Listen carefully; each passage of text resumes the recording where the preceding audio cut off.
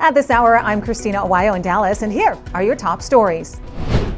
Governor Greg Abbott and the state of Texas are free to install additional triple-strand razor wire along the Texas-Mexico border after a federal appeals court ruled that the Biden administration was wrong for cutting the wire, then gave Texas the green light to continue securing the southern border. I took a trip to the border to see the razor wire barrier for myself. So we're here in the state of Texas, and I'm walking along this long barrier of triple-strand razor wire. You can see it on the opposite side of this barrier here. It's about 8 feet tall. It travels in 3 to 4 different loops all the way down through the ground, and it is backed up by this barrier, which is put in place to keep illegal migrants from crossing into the country. This stretches at least a couple of miles down, and it's a barrier right along the Rio Grande River. It's here to stop illegal migrants from coming in from both Mexico and New Mexico, as the wall in New Mexico isn't completely finished, and a lot of illegal migrants are still coming through that way. Governor Abbott making a promise to secure the southern border and protect American citizens, blaming the Biden-Harris administration for the crisis at the southern border, which has seen,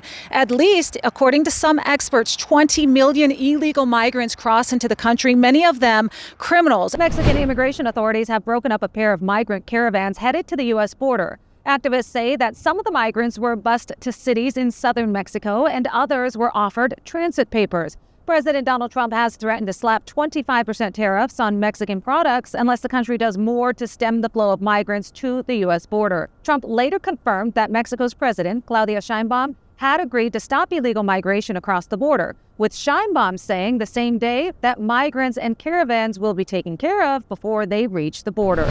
In the most sweeping pardon in generations, Joe Biden grants clemency to his son Hunter for any crimes committed over the last decade and gives a full and unconditional pardon for future prosecution, insulating him from ever facing federal charges. This extraordinary pardon comes after Biden repeatedly pledged to the American public that he would not pardon his son. With regard to the question regarding the family, I'm extremely proud of my son Hunter.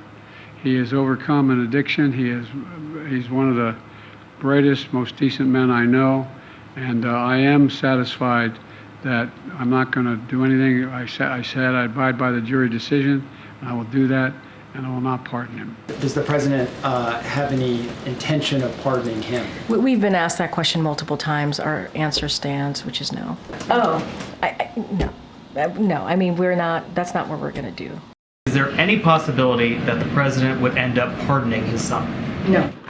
Well, I just said no. I just answered. Go ahead. Biden saying he changed his mind because the charges were politically motivated. President Donald Trump responded to the move, saying, "Does the pardon given by Joe to Hunter include the J6 hostages who have now been imprisoned for years? Such an abuse and miscarriage of justice," he said. President Donald Trump has nominated Kash Patel to serve as FBI director, turning to a fierce defender of the country to reform America's premier law enforcement agency and rid the government of conspirators and corruption. Trump made the announcement on Truth Social. It's the latest bombshell Trump has thrown at the Washington establishment and a test for how far Senate Republicans will go in confirming his nominees. This election is keeping with Trump's view that the government's law enforcement and intelligence agencies require a radical transformation and his desire to rid Washington, D.C. of corruption once and for all. A fight broke out at midfield after Michigan stunned number 2 Ohio State 13-10 on Saturday when Wolverines players tried to plant their flag on the OSU logo and were confronted by the Buckeyes.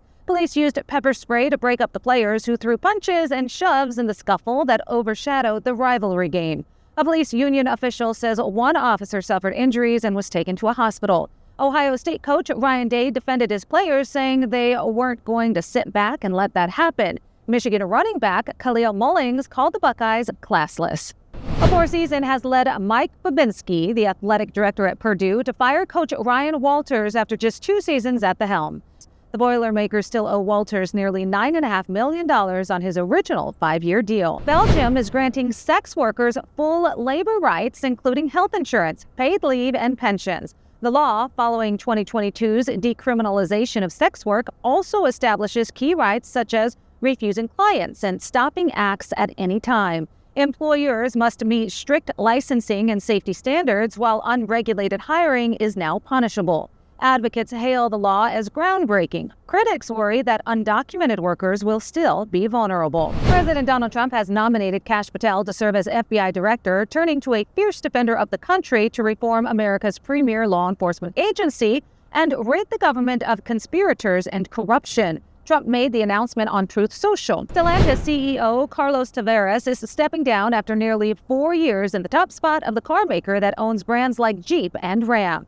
This after a continued struggle with slumping sales. The world's fourth largest automaker announced that its board accepted Tavares' resignation on Sunday. The company said the process to appoint a new permanent CEO is well underway and that a new interim executive committee will be established in the meantime. Tavares took control of the company in January of 2021 when it merged with Fiat Chrysler Automobiles. Beyond Jeep and Ram, Stellantis' portfolio also includes brands like Chrysler and Dodge. That's what you need to know at this hour. In Dallas, Christina Aguayo, Salem News Channel.